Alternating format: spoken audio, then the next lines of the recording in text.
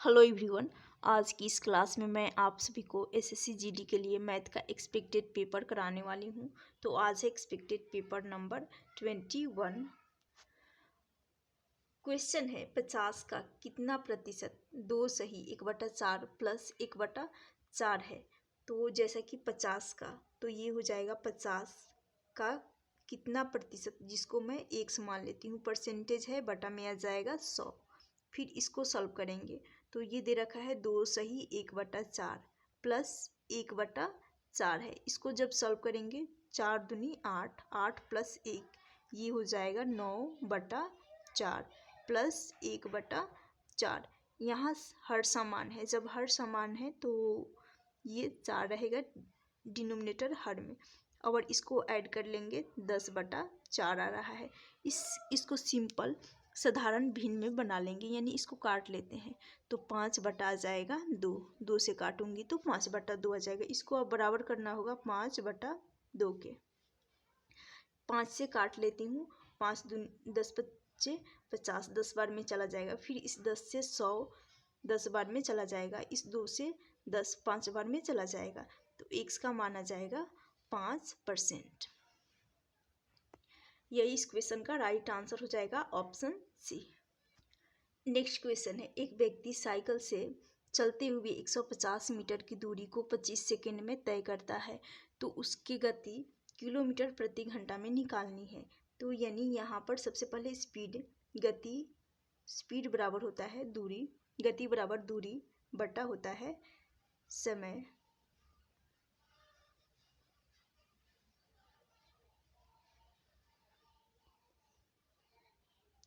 तो यहाँ पर चाल निकालनी है, तो 150 मीटर की दूरी है, 25 सेकंड में तय की जा रही है। तो 25 से ये 150 6 बार में चला जाएगा, तो ये 6 मीटर प्रति सेकेंड आ रहा है। इस 6 मीटर प्रति सेकेंड को किलोमीटर प्रति घंटा में बदलना होगा, क्योंकि कहा गया है किलोमीटर प्रति घंटा में बदलने को। तो 6 गुना हो जाएगा 18/5, इसमें 18/5 का मल्टीप्लाई कर लेंगे।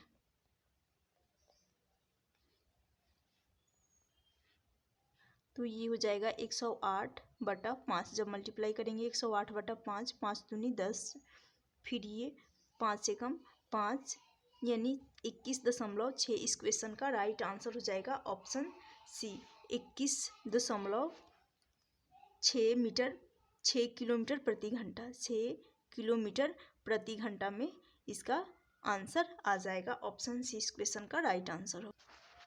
नेक्स्ट क्वेश्चन है, एक पुस्तक को 60 रुपये में बेचने पर प्रकाशक को इसकी लागत मूल्य पर 1/11 भाग की हानि होती है, उसकी लागत मूल्य कितनी है।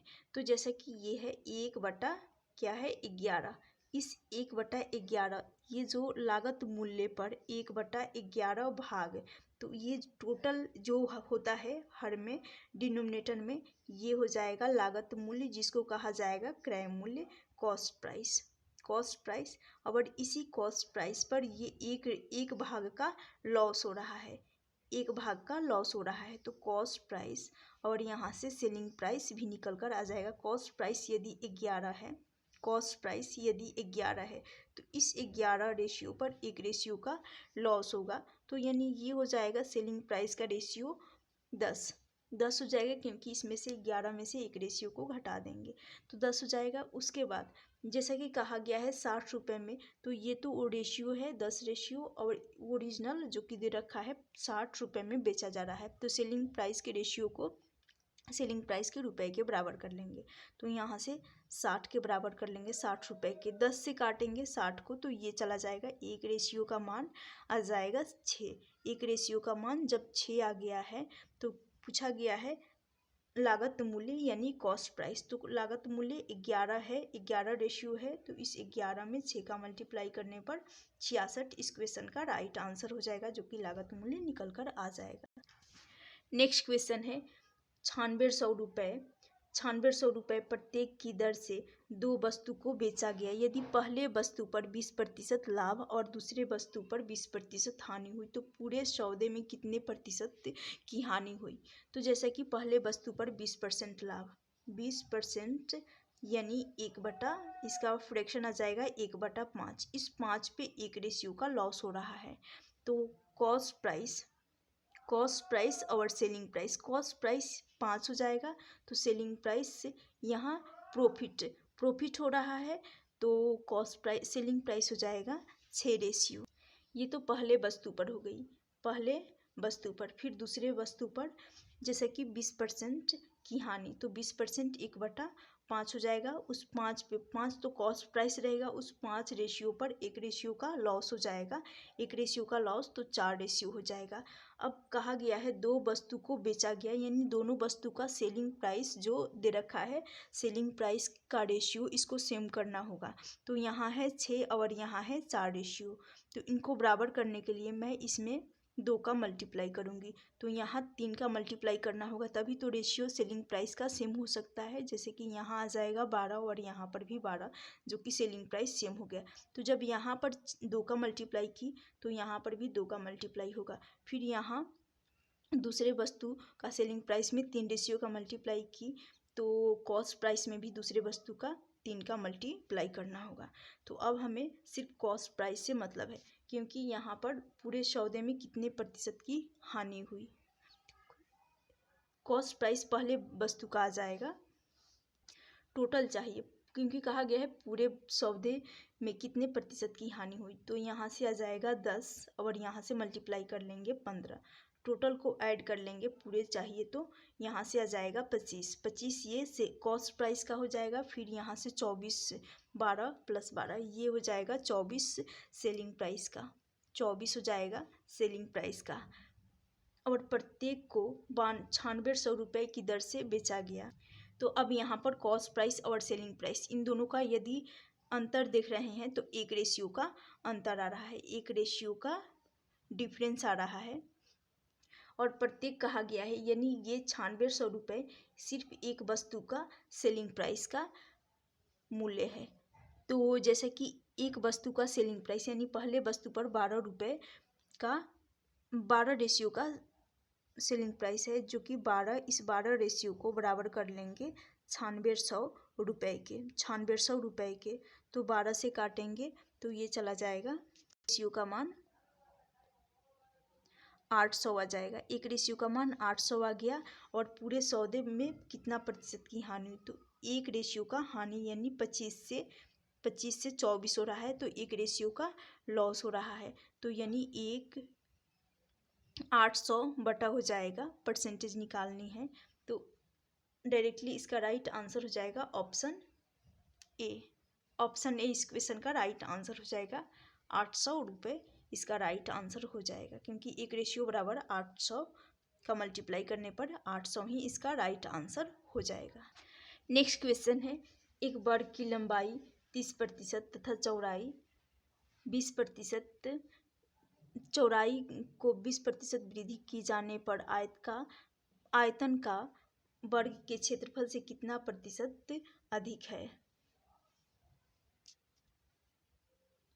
तो जैसे कि 30%, इसको सॉल्व करेंगे, ये हो जाएगा 3/10, 3/10 तो वृद्धि हो रहा है, तो यहाँ 10 से 13 रेशियो हो जाएगा। चौड़ाई तो 10 से 20% यानी 1/5, तो चौड़ाई हो जाएगा 5 से 6 रेशियो।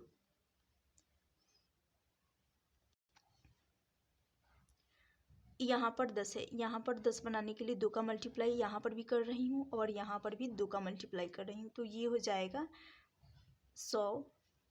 यहाँ से आ जाएगा, इनको आपस में मल्टीप्लाई करने पर 100 आ जाएगा। फिर 13 × 12 का मल्टीपल बन जाएगा, गुणज बन जाएगा 156। अब इन दोनों का डिफरेंस देखेंगे, 56 रेशियो का अंतर आ रहा है, क्योंकि 100 से 156 हो रहा है, तो ये हो जाएगा 56 बटा हो जाएगा 100 गुना हो जाएगा 100। तो 100 से 100 परसेंटेज निकालनी है, 100 से 100 चला जाएगा, यानी 56% इस क्वेश्चन का राइट आंसर होगा।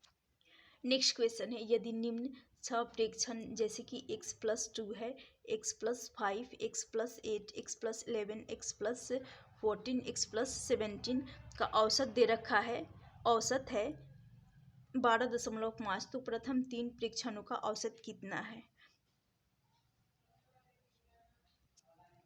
तो ये हो जाएगा x plus 2 plus x plus 5 plus x plus 8 plus x plus 11 plus x plus 14 plus x plus 17 और बटा में आ जाएगा।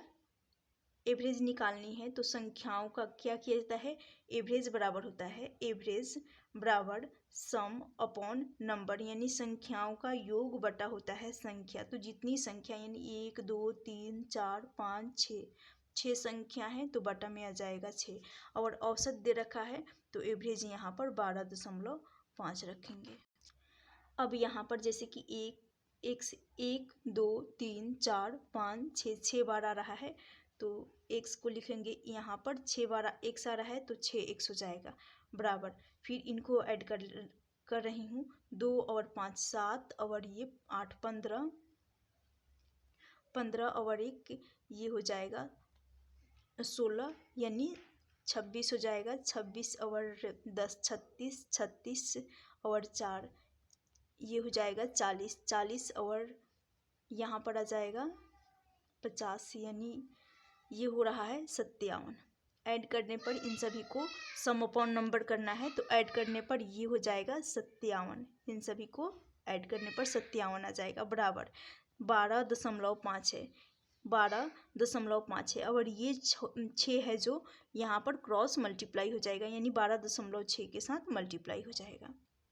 अब यहाँ से 6x बराबर इनको आपस में मल्टीप्लाई कर लेंगे तो 5 छक 30 और ये हो रहा है 72 प्लस 3 75 हो जाएगा 75। इस 75 में से 57 को माइनस कर लेंगे तो 6x बराबर हो जाएगा 18। 6x बराबर 18, 6 से 18 चला जाएगा 3 बार में तो x का मान आ जाएगा 3। जब x का मान 3 आ गया है तो कहा गया है प्रथम 3 प्रेक्षणों का औसत, यानी पहला हो गया x प्लस 2, दूसरा हो गया x प्लस 5, तीसरा हो गया x प्लस 8, यानी यहाँ पर इनके औसत निकालना है। कुछ नहीं करना है, जैसे कि x का मान 3 आ गया है तो यहाँ पर 3 रख लेंगे। x का मान 3 आ गया है तो यहाँ पर 3 रख लेंगे। या औसत निकालनी है प्रथम 3 का तो यहाँ से ऐड कर लेते हैं 5 और 2 7, 7 और 8 ये हो जाएगा 15 और यहाँ पर 1 2 3 x है तो यहाँ पर आ जाएगा 3x अपॉन में प्रथम 3 का औसत तो बटा में 3 सम अपॉन नंबर किया जाता है एवरेज निकालने के लिए तो बटा में 3 हो जाएगा नंबर, क्योंकि 3 संख्याओं का ही एवरेज निकाला जा रहा है। तो इस 3 से ये 3 कट जाएगा और x का मान जैसे कि 3 है तो यहाँ पर आ जाएगा 3 प्लस x का मान 3 है तो 3 प्लस 15 ये हो जाएगा 18। लेकिन इस 7 के साथ इस 3 के साथ इस 3 से ये 15 भी कटेगा, 15 भी कटेगा 5 बार में, 5 बार में कट जाएगा तो यहाँ से x का मान तो 3 है प्लस 5 तो 8 इस क्वेश्चन का राइट आंसर हो जाएगा। 18 नहीं होगा क्योंकि 3 से 15 भी कटने वाला था तो ऑप्शन डी इस क्वेश्चन का राइट आंसर हो जाएगा। नेक्स्ट क्वेश्चन है, एक समकोण त्रिभुज की भुजाओं की लंबाई 5:12:13 है और परिमाप दे रखा है 90 सेंटीमीटर। तो त्रिभुज का क्षेत्रफल सेंटीमीटर में ज्ञात करनी है। तो जैसे कि एक समकोण त्रिभुज है,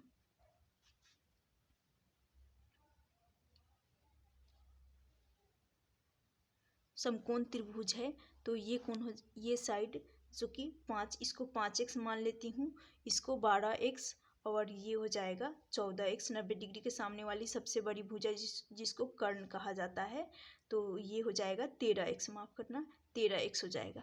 अब परिमाप की बात कही गई है तो तीनों भुजाओं का योग होता है परिमाप, तो यहाँ से आ जाएगा 5x परिमाप को बराबर कर, परिमाप जो कि 90 सेंटीमीटर है तो 5x तीनों भुजाओं का योग 5x plus 12x plus 13x, इसको बराबर कर लेंगे 90 के।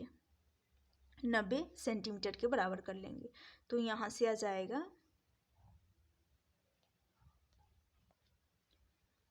30x बराबर 90, x का मान आ जाएगा 3।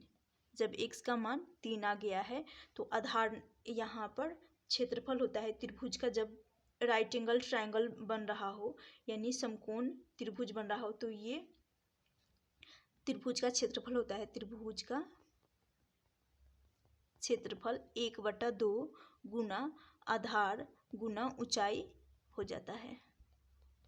तो आधार है 1/2, आधार है 12, ऊंचाई ये वाला जो कि साइड होता है 12, 5 हो जाएगा ऊंचाई, चला जाएगा यहाँ पर x भी रहेगा इसके साथ साथ, ये 6 बार में चला जाएगा। तो यहाँ से आ जाएगा 6 × 5 30x और स्क्वायर भी रहेगा क्योंकि यहाँ पर भी x है और यहाँ पर भी, तो 30x स्क्वायर, और इसको जब स्क्वायर कर लेंगे तो यहाँ से इसका राइट आंसर हो जाएगा 270। ऑप्शन सी इस क्वेश्चन का राइट आंसर हो जाएगा। 30 इंटू करना था यहाँ पर, 30 × 3 का स्क्वायर करते तो 9 हो जाता, यानी 270 इस क्वेश्चन का राइट आंसर हो। नेक्स्ट क्वेश्चन है, दो प्राकृतिक संख्याओं का योग व गुणनफल क्रमशः 12 एवं 35 है, तो इनके व्युत्क्रमों का योग का व्युत्क्रम निकालनी है। तो जैसा कि दो संख्याएं जिसको x और y मान लेती हूँ, यानी पहली संख्या को x और दूसरी संख्या को y मान लेती हूँ, इनका योग दे रखा है 12, फिर x और y यानी दोनों संख्याओं का गुणनफल, तो x × y बराबर हो जाएगा 35। x × y बराबर हो जाएगा 35। तो कहा गया है इनके व्युत्क्रमों का योग, तो व्युत्क्रम यानी पहली संख्या को x मानी हूँ तो व्युत्क्रम करेंगे तो 1/x हो जाएगा, फिर दूसरी संख्या को y तो 1/y, इनका योग करना है। अब इनको सॉल्व कर लेंगे तो डिनोमिनेटर हर में हो जाएगा xy और न्यूमरेटर x + y अंश में हो जाएगा x + y, जिसका मान है यहाँ 12, x + y का मान 12 और xy का मान क्वेश्चन में दे रखा है 35, 12/35। तो ये हो गया व्युत्क्रमों का योग, 12/35 आ गया, फिर उसका व्युत्क्रम करना है। तो जैसा कि इसका व्युत्क्रम करना है तो व्युत्क्रम करेंगे यानी ये हो जाएगा, उल्टा करना है 35/12, तो 35/12 इस क्वेश्चन का राइट आंसर हो जाएगा, क्योंकि कहा गया है व्युत्क्रमों के योग का व्युत्क्रम करना है तो इसलिए इसका उल्टा करना होगा। नेक्स्ट क्वेश्चन है, 5 संख्याएं हैं, पहली 4 संख्याओं का औसत 5वीं संख्या के 5/6 के बराबर है। यदि सभी 5 संख्याओं का औसत 26 है तो 5वीं संख्या का औसत निकालनी है। यानी 5 संख्याएं हैं तो 5 संख्याओं को, यानी पहली संख्या, दूसरी संख्या, तीसरी संख्या, चौथी संख्या और 5वीं संख्या। पहली 4 संख्याओं का औसत 5वीं संख्या के 5/6, तो 5वीं संख्या को बटा में कर ले रही हूँ क्योंकि पहली 4 संख्याओं का औसत 5वीं संख्या के, तो 5/6 हो जाएगा, 5/6, और यहाँ पर औसत है तो यहाँ आ जाएगा 4, क्योंकि औसत बराबर होता है संख्याओं का योग अपॉन संख्या। 4 संख्या है तो यहाँ पर 4 आ जाएगा और 5वीं संख्या यहाँ रहेगा, 5वीं संख्या यहाँ पर रहेगा। अब यहाँ से पहली संख्या, दूसरी संख्या, फिर तीसरी संख्या, चौथी संख्या, इन सभी का सम कर लेंगे। सम करने के बाद क्रॉस मल्टीप्लाई कर लेंगे। जब क्रॉस मल्टीप्लाई यदि कर रही हूँ तो ये हो जाएगा 20/6, 20/6, और ये 5वीं संख्या जो कि यहाँ डिनोमिनेटर में आ जाएगा, हर में आ जाएगा 5वीं संख्या। इसको काट रही हूँ यदि तो ये चला जाएगा 10/3, 2 से जाएगा। तो यहाँ जो पहली संख्या, दूसरी संख्या, तीसरी संख्या और चौथी संख्या, इनका माना जाएगा 10 और पाँचवीं संख्या का माना जाएगा 3। पाँचवीं संख्या का माना जाएगा 3। अब इन सभी को इनका योग कर लेंगे। यहाँ x मान लेती हूँ, इनका योग कर लेंगे। तो योग करेंगे, सम करेंगे तो ये हो जाएगा 13x। x मान रही हूँ, 13x हो जाएगा। इनका पाँचवीं संख्या ज्ञात करनी है। सबसे पहले कहा गया है 5 संख्याओं का औसत 26 है। 5 संख्याओं का औसत, तो फिर औसत निकालने के लिए संख्याओं का योग बटा किया जाता है संख्या। तो 26 के बराबर कर लेंगे। संख्याओं का योग किए हैं तो 13 आ गया। पहली संख्या और पहली, दूसरी, तीसरी, चौथी का मान है 13, 10, 10 और फिर पाँचवीं का मान है 3, तो 13 हो गया। 13x, 5 संख्याओं का औसत निकालना है तो बटा 5 हो जाएगा और औसत है 26 दे रखा है, तो बराबर कर लेंगे यहाँ पर 26 के। 13 दूनी के 26 दो बार में चला जाएगा। फिर इस 5 से 2 का मल्टीप्लाई कर लेंगे तो x का माना जाएगा 10। ऑप्शन x का मान 10 आ गया। उसके बाद पाँचवीं संख्या निकालनी है। तो पाँचवीं संख्या का मान जैसा कि यहाँ पर दे रखा है 3। जब पाँचवीं संख्या का मान 3 है तो x का मान आ गया है, जैसे कि यहाँ पर बता चुकी हूँ पहले ही कि x मानी हूँ, तो x का मान 10, तो इसी x के जगह पर 10 रख रही हूँ। 10 × 3 करने पर ये हो जाएगा 30, जो कि पाँचवीं संख्या निकल कर आ जाएगा। ऑप्शन डी इस क्वेश्चन का राइट आंसर हो जाएगा।